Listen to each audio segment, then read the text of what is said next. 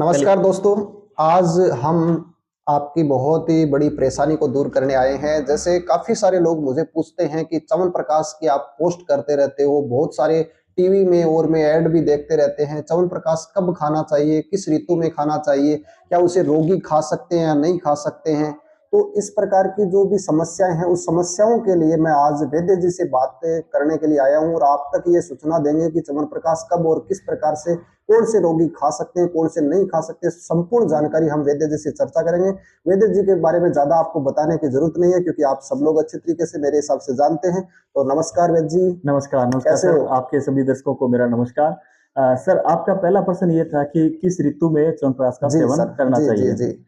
मेरा ऐसा मानना है कि च्यवनप्राश सर सभी ऋतुओं में सेवन करना चाहिए और शास्त्र का भी यही संदर्भ है कि च्यवनप्राश को सभी ऋतुओं में सेवन कर सकते हैं। जी सर, टीवी वगैरह में ऐड देखते हैं कि च्यवनप्राश सिर्फ़ शीत ऋतु में ही खाया जाता है, पाड़े में जी। खाना चाहिए क्या गुदड़ाम बढ़ गए? जी, जी, जी। जी, आपकी बात बिल्कुल ठीक है। आजकल टीवी पे, अखबार में ऐड या फिर जैसे ही ठंड ज़्यादा बढ़ जाती है, लोग दुकानों में च्यवनप्राश लगाना, सजाना शुरू कर देते हैं। जी सर। लेकिन ये वास्तविकता नहीं है। च्यवनप्राश का जो मुख्य घटक है, मूल घटक जो है, वो आंवला है और आंवले को आचार्य चरक सर्वश्रेष्ठ फलों में से एक मानते हैं। आँवले आंवले में सर विटामिन सी होती है क्या? हाँ सर, आंवला तो विटामिन सी का पावर हाउस है। दुनिया जी में सर। अगर कहीं भी विटामिन सी सबसे ज़्यादा है, तो वो आंवले के अंदर रहती है। तो आंवले को तो power house of the vitamin C भी आप कह सकते हैं जी और सर। च्यवनप्राश में इसी का सबसे ज़्यादा उपयोग है और आंवले के उपयोगों में अगर अब मैं देखूँ तो वय स्थापन मतलब anti ageing factor G sir. मतलब जो लोग कहते हैं ना कि मेरी उम्र दिखाई देने लग गई, मैं जवानी में भी उम्र और सर मैं एक बड़ी इंटरेस्टिंग कहानी बताता हूँ कि जी। च्यवनप्राश का निर्माण जो है वो अश्विनी कुमारों द्वारा ऋषि च्यवन के कम उम्र में ही बूढ़ा होने के बाद ही बनाया गया था और वो जी। विभिन्न बीमारियों से ग्रसित हो गए थे। तो उनके लिए एक रसायन बनाया गया था, तो उसको नाम भी च्यवनप्राश नाम च्यवन पड़ा। ऋषि के नाम पे ही च्यवनप्राश का नाम पड़ा।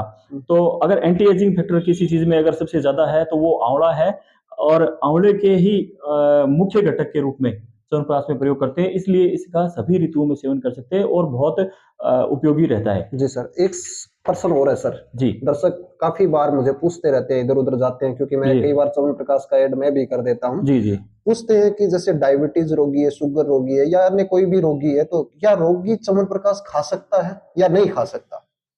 देखिए सर मैं इसके बारे में वैसे तो च्यवनप्राश का निर्माण जो है, वो विभिन्न रोगों को दूर करने के लिए ही किया गया है। परंतु कोई रोगी विशेष रूप से ग्रसित है, जैसे आपने कहा कि मधुमेह का, डायबिटीज़ का रोगी च्यवनप्राश का सेवन करना चाहिए या नहीं करना चाहिए। डायबिटीज़ के रोगी या अन्य रोगों से ग्रसित रोगी को च्यवनप्राश का सेवन वैद्य के परामर्श के बाद ही करना चाहिए।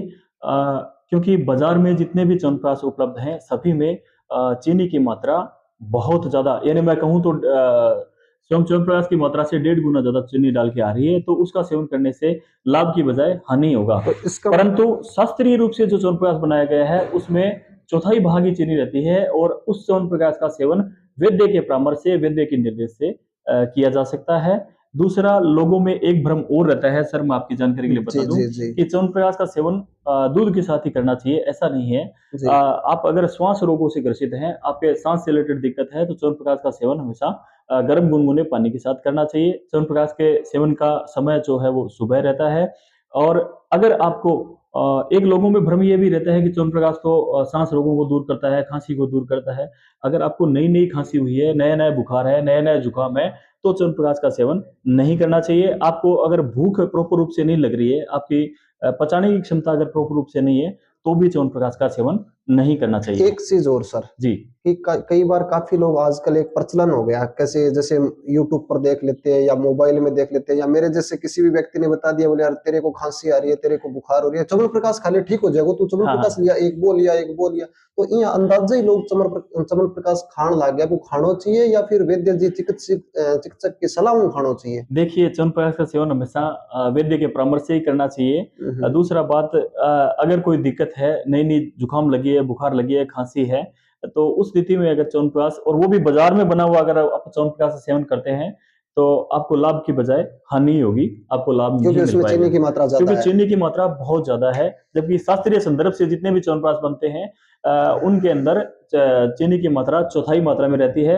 इसलिए मैं हमेशा कहता हूँ कि आप अपने आस-पास जो भी वैद्य च्यवनप्राश बनाते हैं, उनसे च्यवनप्राश को लीजिए और उस च्यवनप्राश का सेवन